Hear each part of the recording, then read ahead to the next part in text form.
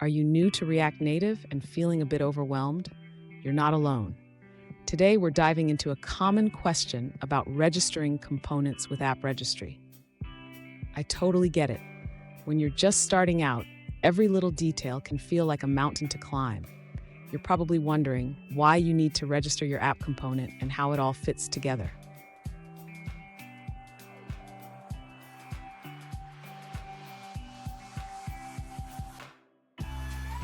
Here's the specific question we're addressing today. One user asked, do I have to call the AppRegistry.register component line within every component I create? This is a great question and one that many beginners have. So let's break this down. In React Native, the app registry is like the glue that connects your JavaScript code to the native platform. It registers the main component, which serves as the entry point for your app. And stick around. By the end of this video, you'll not only understand how to register components, but also why it's essential for your app structure.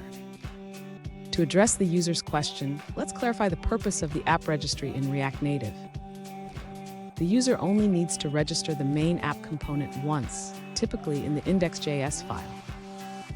When the user creates additional components, they do not need to register each one with AppRegistry. Instead, they simply export those components and use them within the main app component. For example, if the user creates a new component called myComponent, they would export it like this. Then they can import and use it in the app component.